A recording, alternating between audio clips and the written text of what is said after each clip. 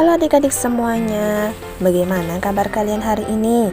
Nah, semoga kalian semua tetap semangat belajarnya ya.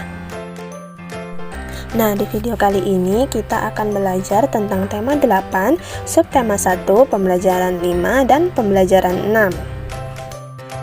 Nah, sekarang siapkan buku tema kalian ya. Ambil buku tema 8 dan buka halaman yaitu subtema 1. Nah, yang pertama kita akan belajar tentang keragaman karakteristik individu, yaitu mata pelajaran PPKN. Tahukah kamu, salah satu keunikan dari negara kita Indonesia adalah keanekaragaman suku. Namun, keanekaragaman ini membuat orang-orang memiliki perbedaan. Bukan hanya terletak pada fisik kita saja, namun ada juga keragaman karakteristik individu lainnya. Nah, apa saja sih keragaman karakteristik individu itu? Yuk kita bahas satu persatu. Kita sebagai manusia atau seorang individu memiliki sifat ataupun karakteristik yang berbeda-beda. Ini bisa dilihat secara kasat mata atau secara fisik maupun secara sifat. Di bawah ini ada beberapa bentuk karakteristik individu yang bisa kamu temui di lingkungan sekitar kamu.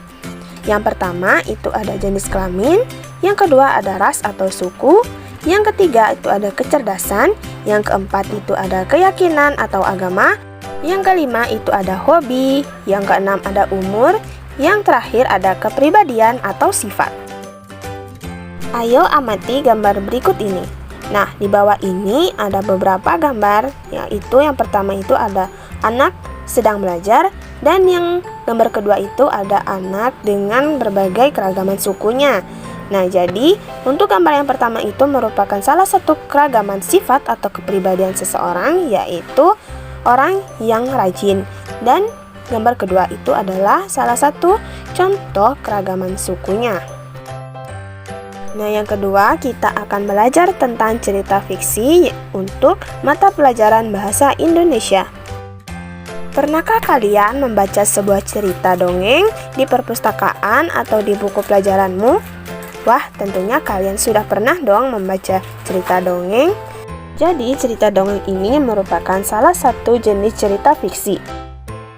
Nah, sekarang kita membahas apa sih itu cerita fiksi? Nah, jadi cerita fiksi itu terdiri dari dua kata, yaitu cerita dan fiksi. Fiksi berarti rekaan, khayalan, atau tidak berdasarkan kenyataan. Nah, cerita berarti karangan yang menuturkan perbuatan, pengalaman, atau penderitaan orang, kejadian, dan sebagainya. Nah, jadi cerita fiksi dapat kita artikan sebagai karya tulis, karangan, atau cerita yang dibuat oleh pengarang berdasarkan khayalan atau dunia rekaan pengarang, bukan kenyataan. Nah, jadi cerita fiksi itu memiliki 4 jenis. Yang pertama itu ada cerita pendek atau cerpen. Nah, cerpen sendiri merupakan cerita yang menguraikan suatu peristiwa, rekaan, atau tidak benar-benar terjadi. Yang kedua itu ada dongeng. Dongeng merupakan cerita yang tidak benar-benar terjadi, terutama tentang kejadian zaman dulu yang aneh-aneh. Nah, yang ketiga itu ada fabel. Fabel yaitu cerita yang menggambarkan watak dan budi manusia yang pelakunya diperankan oleh binatang. Nah, di sini cerita fabel biasanya berisi pendidikan moral dan budi pekerti. Nah, yang keempat yaitu ada novel.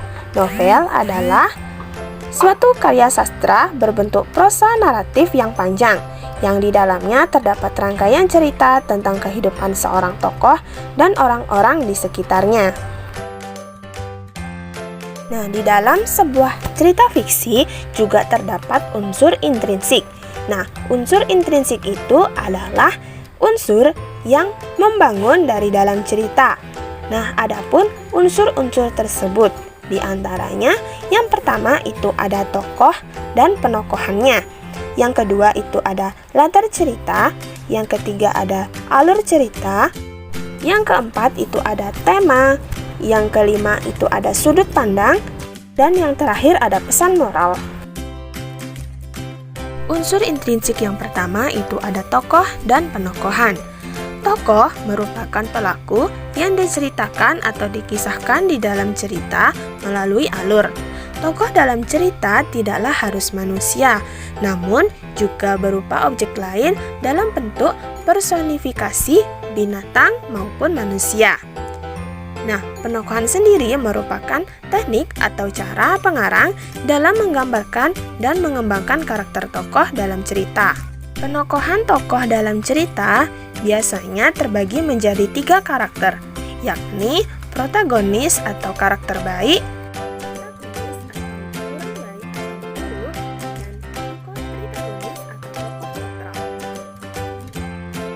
unsur intrinsik yang kedua yaitu ada latar cerita.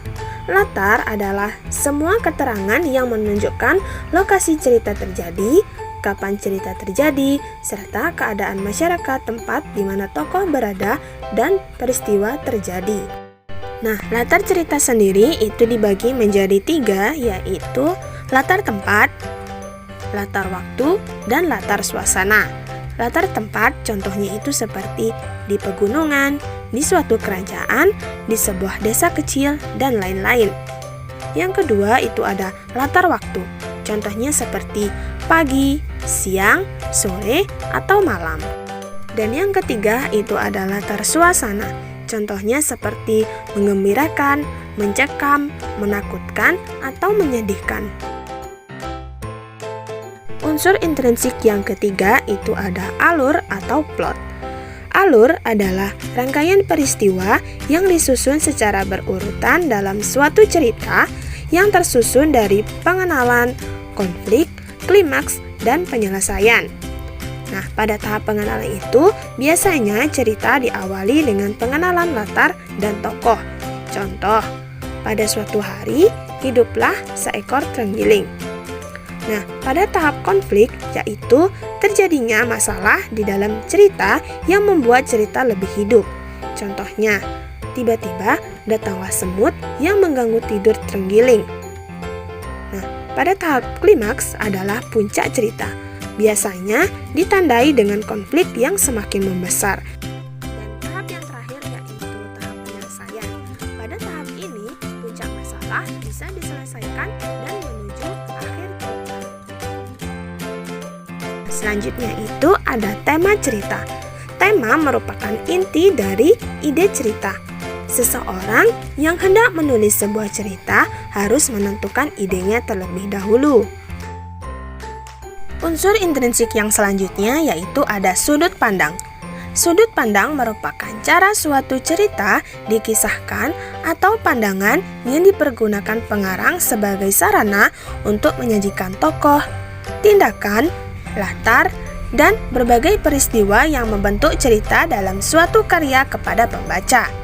Sudut pandang dalam cerita fiksi mempersoalkan siapa yang menceritakan atau dari posisi mana atau siapa peristiwa dan tindakan tersebut dilihat. Unsur intrinsik yang terakhir yaitu ada amanat atau pesan moral.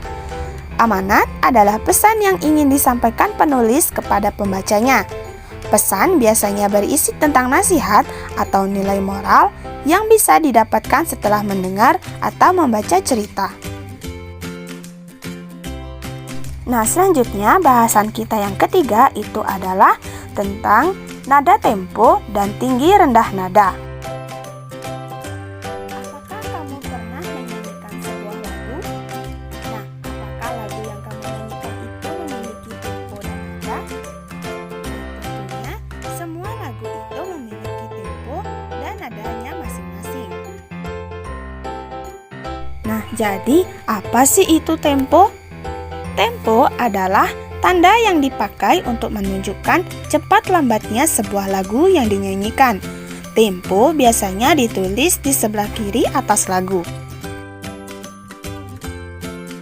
Secara umum, tempo dibagi menjadi 3 jenis, yaitu tempo cepat atau allegro, tempo lambat atau moderato, dan tempo lambat atau largo. Selanjutnya yaitu tentang tinggi rendah nada. Tinggi rendah nada merupakan cara menyanyikan lagu sehingga menghasilkan nada tinggi ataupun nada rendah sesuai dengan notasi lagu. Urutan tinggi rendah nada disebut dengan tangga nada dengan notasi angka dan notasi balok. Tinggi rendah nada ditentukan oleh getaran dan frekuensinya. Sehingga semakin cepat frekuensinya, maka akan semakin tinggi nada yang dinyanyikan. Begitu juga sebaliknya, jika semakin lambat frekuensi, maka akan semakin rendah nadanya.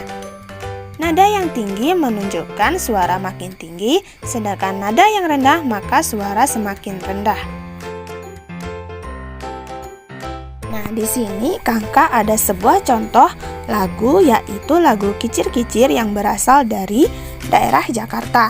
Nah, di sini di sebelah kiri, adik-adik bisa lihat bahwa tempo lagu ini adalah 104 atau ketukan 4/4 yang artinya lagu ini agak cepat. Baik adik-adik, sekian untuk video pembelajaran kita hari ini. Nah, semoga apa yang kita pelajarin hari ini dapat bermanfaat bagi kalian dan sampai jumpa pada video pembelajaran berikutnya.